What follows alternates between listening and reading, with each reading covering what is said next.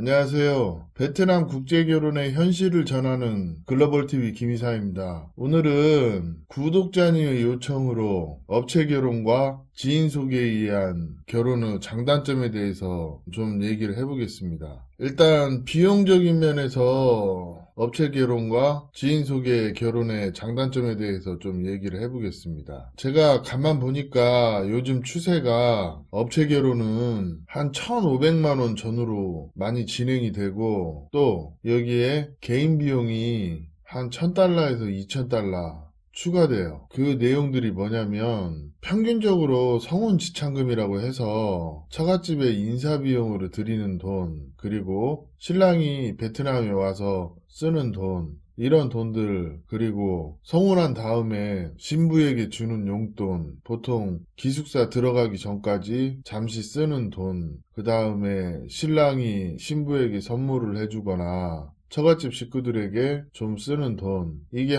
평균 한 2,000불 되는 것 같아요. 그렇게 보시면 일단 업체 결혼은 성혼까지 합니다. 그렇다면 약혼 내지는 전통결혼에 대한 약속의 의미로 담화위를 한다거나 이런 게 일반적이거든요. 보통 그렇고, 그 다음에 지인 소개는 일반적으로 처음에는 돈이 그렇게 많이 안 들어요.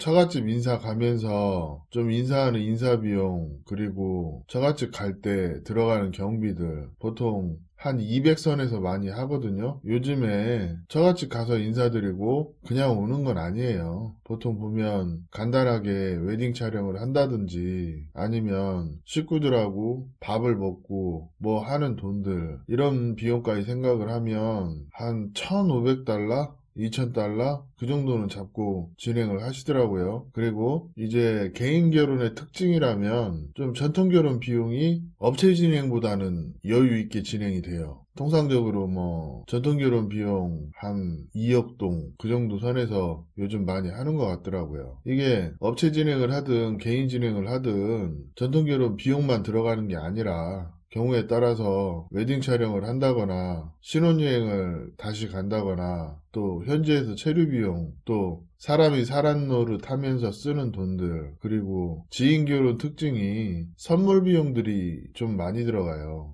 신부에게 아이폰을 사준다거나 장인 장모에게 선물을 산다거나 이런 비용들, 이게 아무래도 지인 소개가 조력자들이 경험치가 많지 않고 능숙하지 않기 때문에 좀 비용을 쓰는 부분에서는 효율적이지가 않죠. 그런다 해서 좀 아끼려고 금액을 줄이려고 하면 상대 처가 식구들에게 인색하다는 소리를 듣기도 하기 때문에 참 돈이라는 게 치사하긴 하지만 어쩔 수 없는 그런 부분이 좀 있어요. 그리고 실제 이런 얘기를 해요. 너 업체 결혼하면 1,500만원, 2,000만원 들어가는데 개인 결혼하니까 결혼식 비용 그만큼은 아니어도 한 2억 동 이상 받아도 맞는 거 아니냐. 소개하는 사람도 그런 소리를 하는 경우가 있고, 또 결혼하는 당사자들도 은연중에 그런 생각을 해요. 이게 좀 그런 게 있어요. 예를 들어서 한국에서 소개할 때 개인 소개인데 결혼식 비용 2억 동, 3억 동 생각해라. 그렇게 얘기하는 사람도 있고, 또 무슨 개인 소개를 하면서 그 사람이 사는 환경이며 뭐며 소개하는 사람이 좀 주제 넘는 참견을 하는 경우도 있고, 이게 전문적이지 않다 보니까 어떤 소개인의 소개 의도에 의해서 좌지우지되는 그런 게 좀 있어요. 아무튼 그렇고, 이 비용표는 업체 비용은 처음에 시작할 때 계약 비용이 있으니까 이 부분이 좀 많이 들어가고,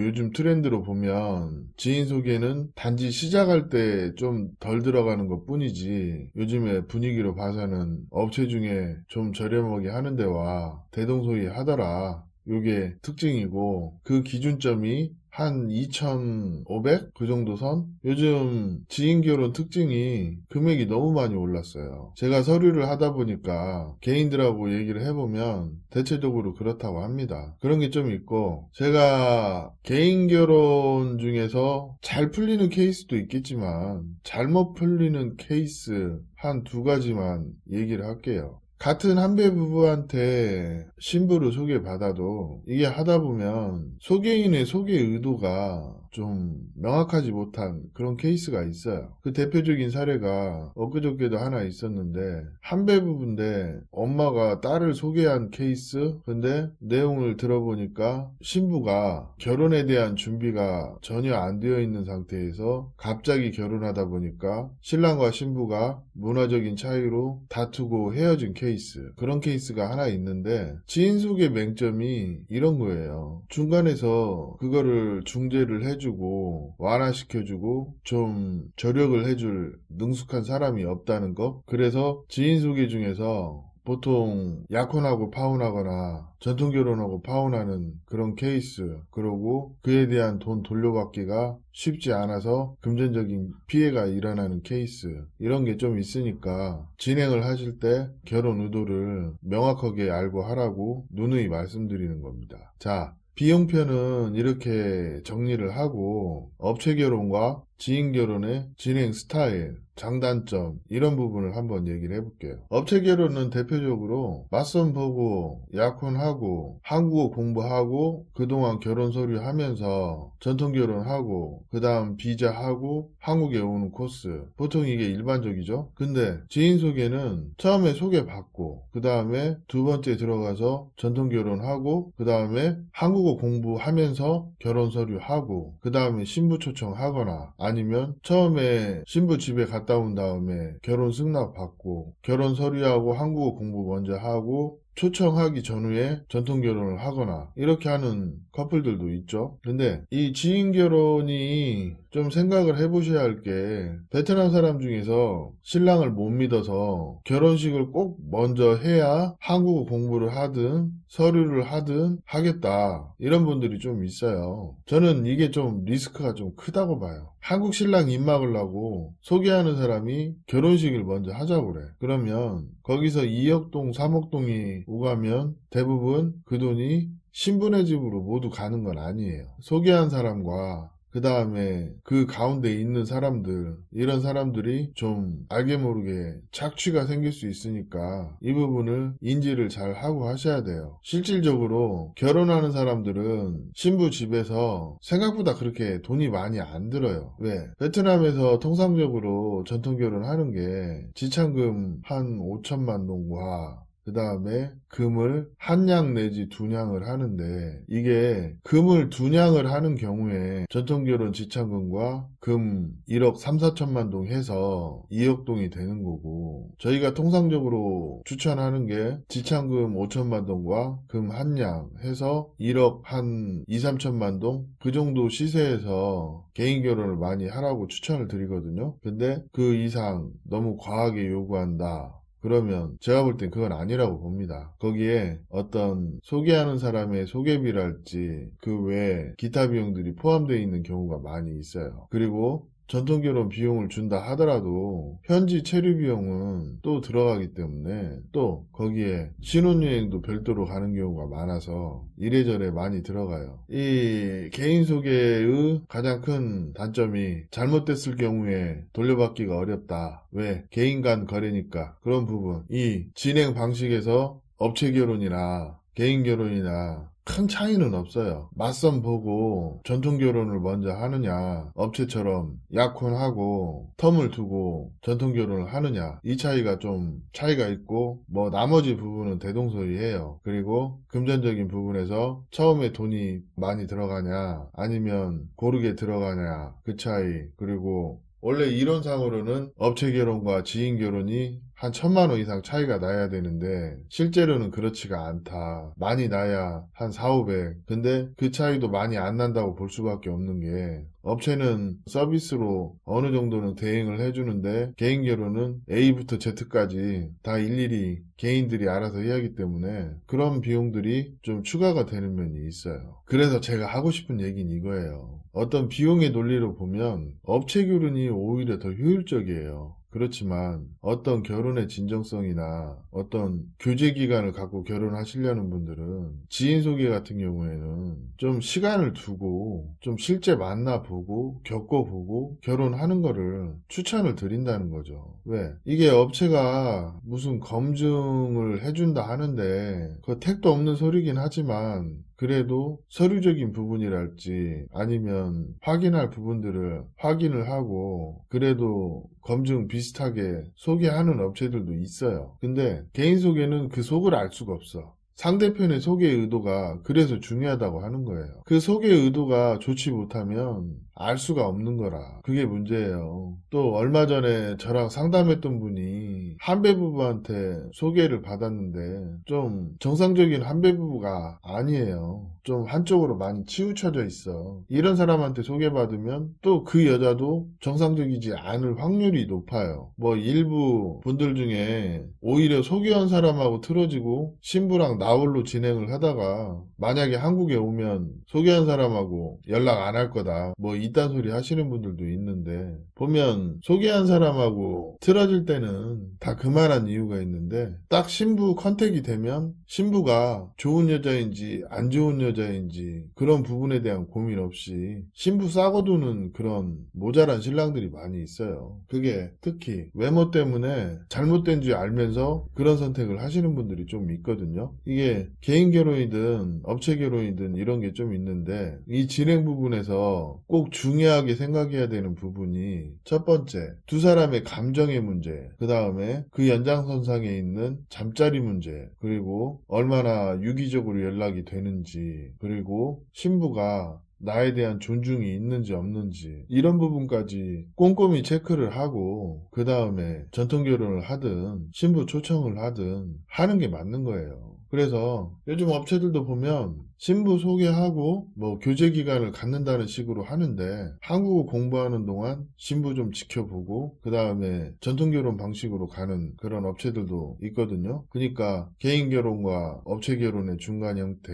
요즘 그런 데가 많이 늘었죠. 뭐 절차 부분에서는 이 정도 설명하고 이제 마무리를 하자면 제가 봤을 때는 그래요. 이 소개하는 과정에 신랑과 신부의 어떤 본인들의 의지로 결혼하는 게 중요한데 업체든 개인이든 어떤 입김이 많이 작용하다 보니까 신랑이나 신부들이 이 결혼 잘못된 것 같아 그런 생각을 하기도 해요. 그럼 업체 결혼을 하든 개인 결혼을 하든 가장 좋은 방법은 제가 봤을 땐 그럽니다. 한 신랑이 5일이나 일주일 일정으로 와요. 그럼 한 명이라도 제대로 보고 처갓집까지 가서 전후 상황 다 보고 그 다음에 처갓집에서 결혼에 대한 승낙이 떨어지고 신부가 나에 대해서 좋은 감정이 있는지 없는지 이런 부분 잘 판단하시고 그 다음에 계약을 하든 아니면 결혼을 진행을 하든 그렇게 하시라는 거. 근데 간혹 보면 신부가 날 좋아하는지 안 좋아하는지 이걸 어떻게 아냐. 아니 그걸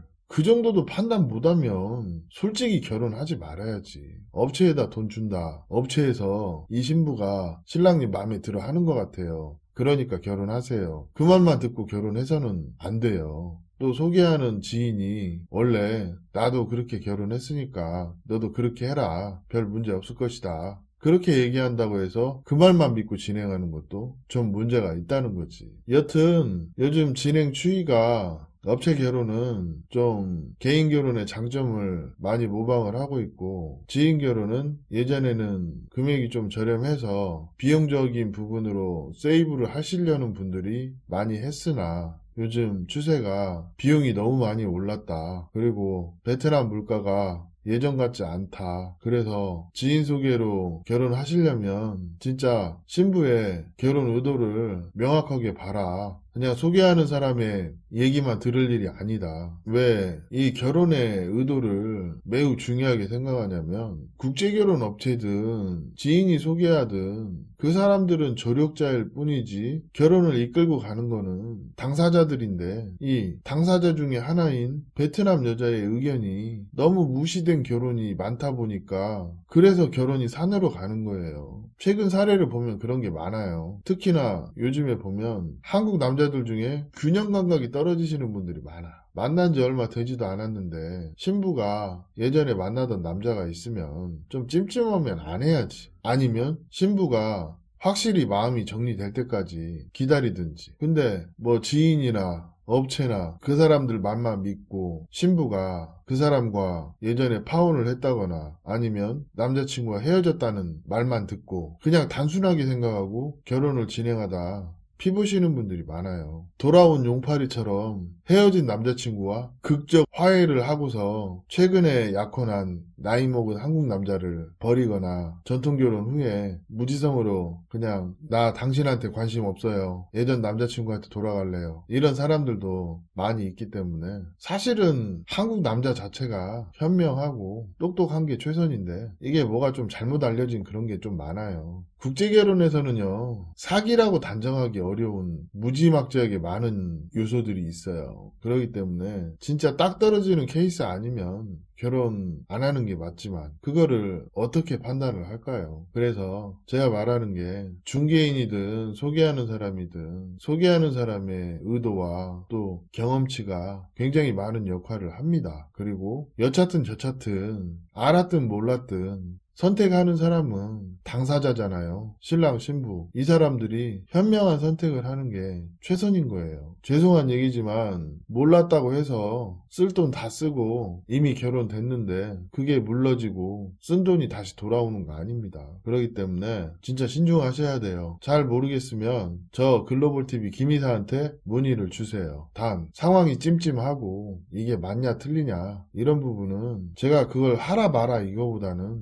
전반적인 상황을 이해시키는 데 필요한 정보를 제공을 함으로써 올바른 선택을 할 수 있도록 그냥 길잡이가 돼주는 거죠. 국제결혼의 팩트는 야생이에요. 업체를 통해서 결혼하든 지인 소개를 하든 제일 중요한 거는 신랑 신부의 감정선 그리고 무슨 수를 쓰더라도 신부 마음을 얻을 수 있는 자신감 이게 중요하고 또 결혼을 선택하는 당사자가 어떤 선택의 부분에서 책임감 있는 행동 그리고 또 잘못됐다 싶으면 더 이상의 피해를 줄이기 위해서 손절할 때 손절할 수 있는 과감한 결단력도 중요합니다. 뭐 1, 2천, 2, 3천이 중요한 게 아니에요. 인생을 놓고 보면 아닐 때는 물러날 줄도 알아야 됩니다. 오늘 이야기는 여기까지 하고 마지막으로 드리고 싶은 얘기 업체 결혼과 지인 소개는 큰 틀에서 보면은 비슷해요. 그냥 책임 소지가 있냐 없냐 그 다음에 소개의 정확도나 어떤 신부의 결혼 의도 이런 것을 확인할 수 있냐 없냐에 포커스를 맞춰서 진행하는 게 맞는 거지. 업체 결혼이니까 좀 낫다. 개인 결혼이니까 좀 낫다. 이거는 취향 차이고 본인이 편안함을 느끼는 쪽으로 진행을 하는 게 가장 좋습니다. 뭐 지인 소개가 좋은 사람은 지인 소개하면 되고 업체 결혼이 낫다는 사람은 업체 결혼하면 되죠. 이거는 어떤 갑론을박의 대상이 아니에요. 선택의 문제이지. 결혼도 어떻게 보면 반 이상은 선택의 문제이기 때문에 남 탓할 그게 아니에요. 내가 잘 알고 하는 게 중요한 거예요. 그래서 오늘 이런 얘기도 하는 거고요.